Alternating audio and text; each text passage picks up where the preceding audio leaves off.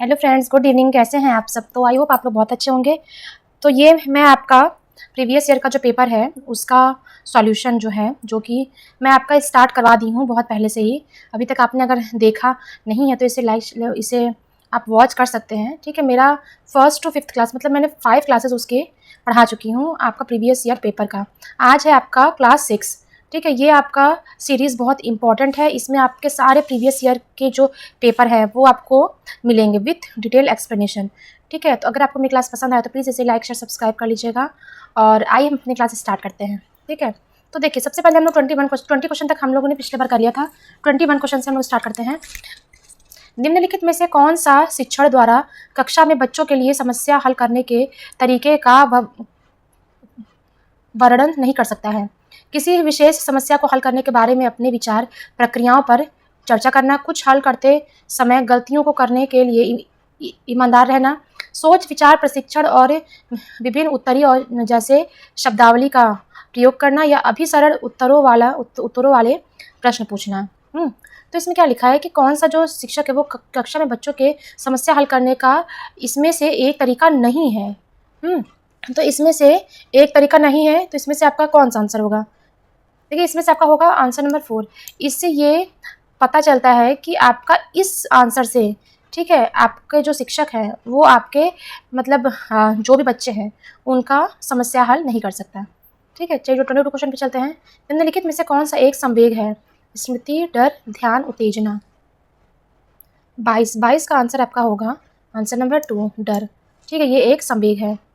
एक 3 साल का बच्चा बताता है कि दूध बूथ पर एक मशीन द्वारा दूध का उत्पादन होता है। निम्नलिखित में से कौन से बच्चे की समझ का सबसे अच्छा स्पष्टीकरण करता है? बच्चों को दुनिया का बहुत सीमित ज्ञान होता है। बच्चे के जवाब दूध बूथ से दूध खरीदने के अपने अनुभव पर आधारित है, या बच्चे ने गाय को कभी देखा ही नहीं, या बच्चों का परिवार जो है बच्चे को प्रेरक वातावरण प्रदान नहीं करता। तो देखिए इसका आपका आंसर होगा 23 का आंसर नंबर सेकंड। ठीक है, जो सेकंड है उससे ये पता चलता है कि बच्चा वहाँ पर गया है, खुद अनुभव किया है, इसलिए उसे लगता है कि जो मिल्क बूथ है, ठीक है, जहाँ पर दूध मिलता है वहाँ पे से दूध भी खरीद सकते हैं। ठीक है, ये चीज़ है। चलिए 24 क्वेश्चन पे आइए। निम्नलिखित में से कौन सा शिक्षण की भूमिका का सबसे अच्छा वर्णन करता है?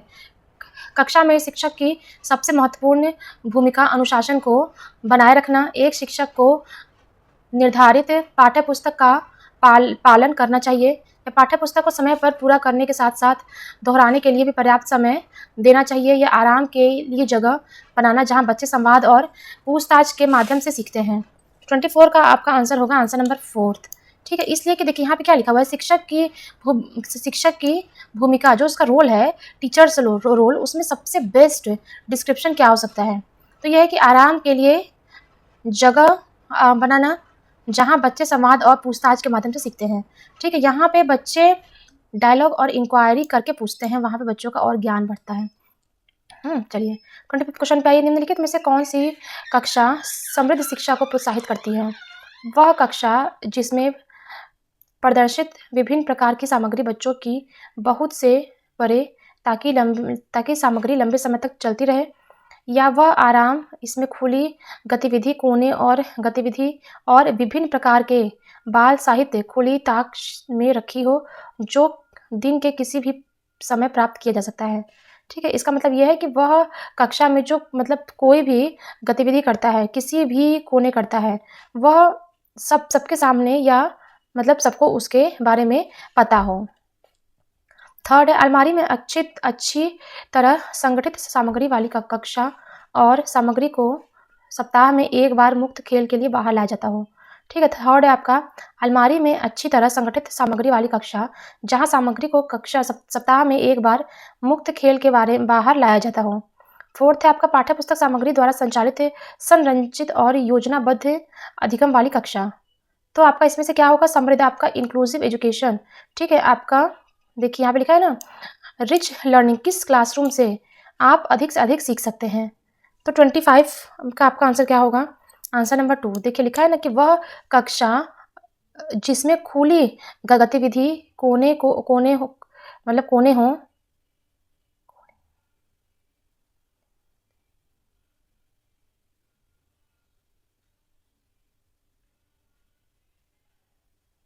हाँ, ये देखिए आपका होगा आंसर नंबर 2, ठीक है। इसका आंसर 2 इसलिए है क्योंकि इसमें ये है कि आपका जो भी स्कूल में एक्टिविटी हो रहा है, ठीक है, उसमें आपको कोई भी बुक पढ़नी है तो उसमें कोई बाउंडेशन ना हो कि नहीं आप इसी बुक को पढ़ सकते हैं। वहाँ पे सारी बुक्स शेल्फ में है, ठीक है, आप किसी भी समय किसी भी बुक को प्राप्त कर सकते हैं। तो इससे क्या है कि आपका जो क्लासरूम है वो आपका रिच लर्निंग क्लासरूम बनेगा। 26 क्वेश्चन पे आइए, निम्नलिखित में से कौन सा कक्षा में पाठ्य पुस्तकों की भूमिका का सबसे अच्छा वर्णन करता है? वे कक्षा में उपलब्ध संसाधन और संदर्भ सामग्री में से एक है, या वे एक राज्य या राष्ट्र में अधिगम में एक रूपता बनाए रखते हैं, या वे अध्ययन के पाठ्यक्रम के बारे में शिक्षकों और माता पिता को मार्गदर्शन प्रदान करते हैं, या वे संसाधन रहित संदर्भ में से आवश्यक अधिगम संसाधन बनाते हैं। तो आपका 26 का आंसर आपका क्या होगा? इसका होगा आंसर नंबर 1, वे कक्षा में उपलब्ध संसाधन और संदर्भ सामग्री में से एक है। They are one of the resource and reference material available in the class. चलिए 27 पे आइए। राष्ट्रीय पाठ्य चर्चा फ्रेमवर्क मतलब NCF, ठीक है, नेशनल करिकुलम फ्रेमवर्क 2005 ने अपनी समझ डैश से प्राप्त की है। किससे प्राप्त की है? अपनी समझ जो है वो रचनावाद से प्राप्त की है, कंस्ट्रक्टिविज्म से प्राप्त की है। 28 पे आइए। कक्षा में बच्चों को प्रेरित समझा जा सकता है, वे अच्छी तरह से वर्दी पहने स्कूल में आते हैं, वे कक्षा में अनुशासन बनाए रखते हैं, वे सभी उपस्थिति में नियमित हैं, या वे शिक्षक से स्पष्टीकरण प्राप्त करने के लिए पूछते हैं। 28 का आपका आंसर होगा आंसर नंबर 4, वे शिक्षक से स्पष्टीकरण प्राप्त करने के लिए प्रश्न पूछते हैं। ठीक है, क्या क्वेश्चन था कि कक्षा में बच्चों को प्रेरित समझा जा सकता है, जो मतलब क्लास में है वो बच्चों से को मोटिवेट कैसे किया जा सकता है, वे शिक्षक से जब प्रश्न पूछेंगे, स्पष्टीकरण लेंगे, एक्सप्लेनेशन, तब जाके उनका जो भी डाउट है वो क्लियर होगा। ठीक है, 29 पे आइए।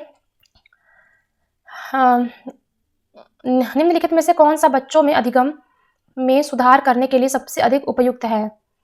नियमित मूल्यांकन परीक्षा आयोजित की जानी चाहिए, या शिक्षक को विभिन्न उदाहरण और चित्रों का प्रयोग करके विषय की व्याख्या करनी चाहिए, या कक्षा में सभी प्रकार के शिक्षा सामग्री होनी चाहिए, या शिक्षक को वास्तविक जीवन स्थिति में बच्चों को एक दूसरे के साथ बातचीत करने में मदद करनी चाहिए। तो इसका आंसर 29 का आंसर क्या होगा आपका? Answer number 4। ठीक है, मतलब ये हो गया कि शिक्षक को वास्तविक जीवन स्थितियों पर बच्चों को एक दूसरे के साथ बातचीत करने में मदद करनी चाहिए। ओके, चलिए आपका ये लास्ट आंसर है।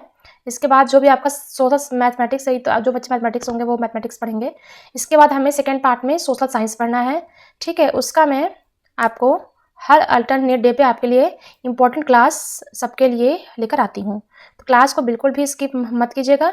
आइए हम लास्ट क्वेश्चन पे चलते हैं। अनुशासन जो अधिगम वातावरण में एक महत्वपूर्ण भूमिका निभाता है, किस तरह की मदद करता है? बच्चों को अपनी शिक्षा का विनियमित और मॉनिटर करने के लिए, चुप्पी साधे रहने के लिए, शिक्षकों को निर्देश देने के लिए, शिक्षकों को निर्देश देने के लिए, बच्चों को उनके पाठ पर बच्चों को उनके पाठ रट कर याद करने में। देखिए, इसका पहला ऑप्शन है बच्चों को अपनी शिक्षा को विनियमित और मॉनिटर करने के लिए, चुप्पी साधे रहने के लिए, शिक्षकों को निर्देश करने के लिए, या बच्चों को उनके पाठ याद करने के लिए। तो 30 का आपका आंसर होगा आंसर नंबर 1। ठीक है, मतलब कि अनुशासन जो है वो क्या होता है कि अनुशासन जो है वो अधिगम वातावरण में एक महत्वपूर्ण भूमिका निभाता है। ठीक है, तो उससे क्या हेल्प मिलती है कि जो बच्चे होते हैं वो रेगुलेट्स और मॉनिटरिंग होते हैं अपने सीखने के लिए, मतलब जो सीखते हैं वो बहुत ही सही तरीके से सीखते हैं। ठीक है, क्लास छोटी है मगर बहुत इंपॉर्टेंट है। अगर आप मेरे चैनल पर फर्स्ट टाइम है तो इससे लाइक से सब्सक्राइब कर लीजिएगा। Thank you, bye bye.